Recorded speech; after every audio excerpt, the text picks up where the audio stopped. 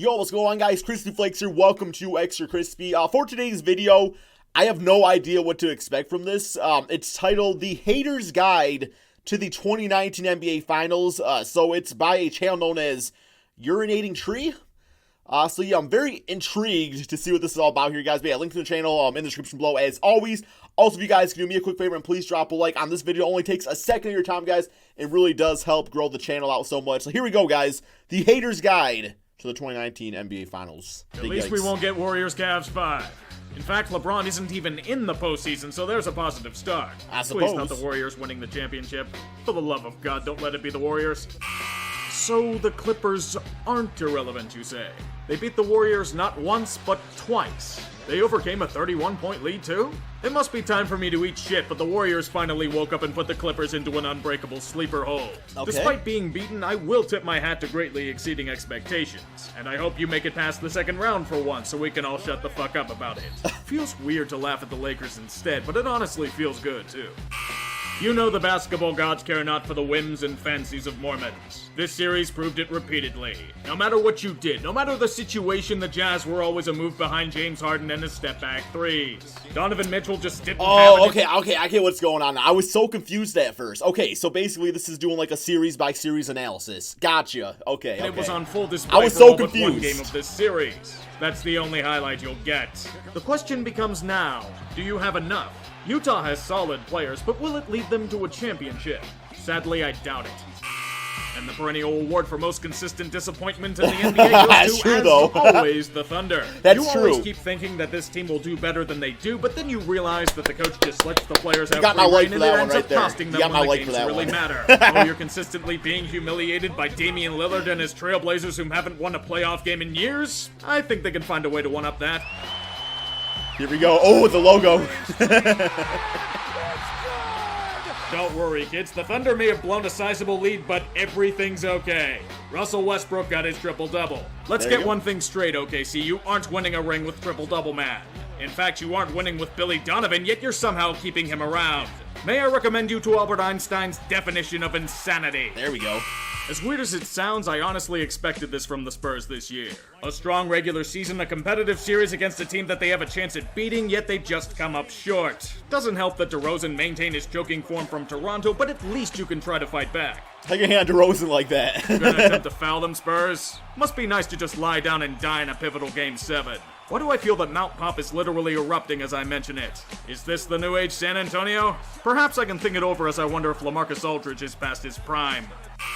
Oh, you're God. here? I'm supposed to be impressed by you making the playoffs? You know what? Just go over there. There may be some wannabe relevant franchises you can talk to in the corner. Detroit can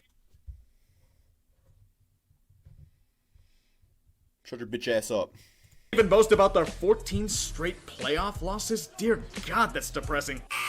The I know Pacers it have to be is. one of the most snake-bitten franchises in recent memory. It's a team that does everything by the book. They make smart moves, they build strong teams, yet it's not even enough to win a playoff series. On tonight's edition of Pacer Pain, the team loses their best player and emerging star in God, why'd you Victor have to show it Oladipo like for the that? season. God Somehow damn. the team maintains form and finishes the year Why'd you have to strong. do that, man? It means nothing. They are routinely humiliated and plucked like a string by a highly dysfunctional Celtic squad. Indiana couldn't even win a game and were flat out exposed. It's just more rotten luck on a team that can't buy any. What a shame. I find ironic joy in the fact that the Nets, despite not having their first round pick in 5 years, have a stronger team than their in-city foe in the Knicks. That's Unfortunately, this means nothing as they can't compete with the Sixers whatsoever, despite a first game win. Everyone had a good laugh at Jared Dudley trying to size up Ben Simmons to no avail as D'Angelo Russell gets caught smuggling weed in an iced tea can. I guess you can call that their thought process during the last 4 games. Oh yeah, and there was a ref fuck-up, but that's pretty standard across every league. That's Maybe true, we too. should get the GM to charge into their locker room again. So you're not dead and irrelevant. You even won the first game of this series. Damn. Too bad they ended up losing their next 4 in the series in general, but I'll take it as a sign of progress. True, the Eastern Conference was weak as all hell, but at least there's Not life in this really. organization. Eastern Conference is very top heavy, though. Whether or not they are able to fully revive is to be determined. Just don't make a foolish trade for Serge Ibaka again. Please? It's sad when I'm honestly happier that the goddamn Warriors are advancing in the NBA playoffs over a team. Somehow, someway, the Rockets are more unlikable than a resident powerhouse that everyone wants to see I don't know fail. about that. Let me put it to you this way. No Boogie, no KD, A visibly injured Iguodala and Steph Curry shooting like shit in the first half, yet you still can't beat the Warriors? Calling all holy deities, you're pathetic. I'm going to be blunt, I am completely fine with this iteration of the Rockets never winning a ring.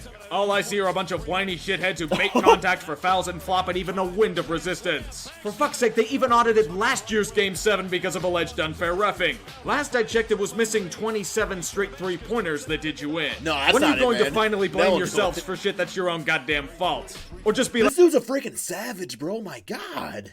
like most of your team and not bother to show up when it matters. Holy shit, it's a fun and exciting NBA series featuring young, hungry teams, intense action, and likable personalities. There may be hope for this league after all. I wish I could say the same for the Nuggets, but you blew too many opportunities for it to happen. It started by being outdueled in that 4-overtime epic. It continued as you couldn't finish them off on their court for Game 6. There was even a strong start and 17-point lead for Denver in Game 7 at home, mind you. Then 16 straight missed threes happened. CJ didn't just shoot Jays, he shot the goddamn train. He was unstoppable and there was no one for you to counter. You'll probably be back here again, but I can't help but think that this was a blown opportunity. Not that you're not used to it. The chance at the quadfecta is dead. Thank God. Nobody in the civilized world would have been able to handle it for generations if it happened. Fortunately, someone was listening even as the Celtics dominated Game 1. The talking heads theorized that Boston had a strong advantage. Hell, the unbiased Paul Pierce declared this series over after one game. Moment of silence for Paul Pierce, bro. Okay, let's continue. Mind you, they would roll over and die. Too bad it was the Celtics that did. For 4 straight games. Milwaukee crushed a team full of infighting and total failure to achieve their potential just by not fucking up. I don't exaggerate when I say that Kyrie Irving may become the most hated Boston sports figure since Grady Little. He's a free agent, but I think the city will not only pack his bags, but drive him to the airport and stuff him onto a plane to New York. No, they Can you won't, stuff man. Paul Pierce with him too? The only good Philadelphian is a dead one. It may not be the greatest option, but horrifying agony and heartbreak is a good consolation prize for the rest of America. To have any chance at a deep run this year, Joel Embiid needed to be at full strength. Wouldn't you guess it, Embiid was nowhere near 100% for most of this series. His true form was sorely missed, especially thanks to the incredible inconsistency that was shown in all aspects of play. Even then, Toronto was dying to gift wrap a conference finals appearance by means of their own choking. Game 7 pain was yours to bring. Here we go. There's the shot, bro. Guys, let me know in the comments what shot was better, Damian Lillard's shot or Kawhi Leonard's shot. Too bad they got a reverse guard. Wasn't it fun to go all in? Embiid has doubts about his durability. Ben Simmons may not be the guy. The depth is non-consistent, the draft pick hoard is gone, and your 2 big acquisitions will be demanding max contracts. Congratulations, you may have fucked your own process. Yeah, they are in the playoffs. It doesn't mean I can't laugh at these fuckers. Oh, you remember all the bro. talk they made about how they were going to get Zion? Well, if they so many photoshops. So many photoshops of Zion in a Knicks uniform. Didn't drink copious amounts of mercury and trade the number 1 pick for Anthony Davis. Fortunately, the basketball gods believe in karma. The 3rd pick goes to... Oh, God. The New York Knicks. Just look at these reactions, man. All of their foolish ambitions just dead in an instant. I'd be remiss if I didn't mention the cherry on top. Guess who got the number 1 pick?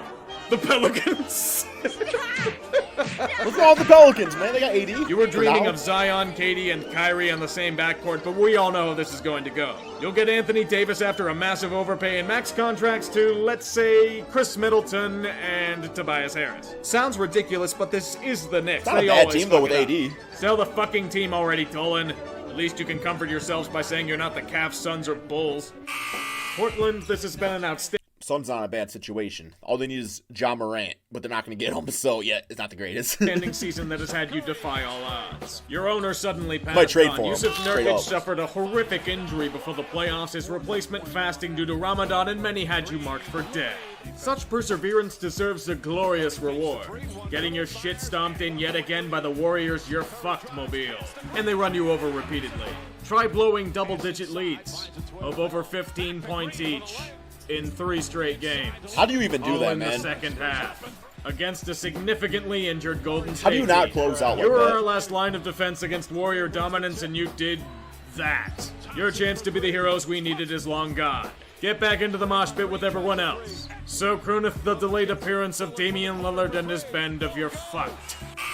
Remember when I said that this team was somehow going to take the piss despite the talent on display? Yeah, the Bucks took it to heart. And believe it or not, it was in extremely gruesome fashion. Everyone can agree that they enjoy cruising to a 2-0 series lead while burying any hope an opponent may have. After that tasty appetizer is delivered, it is then revealed that you have just eaten poison.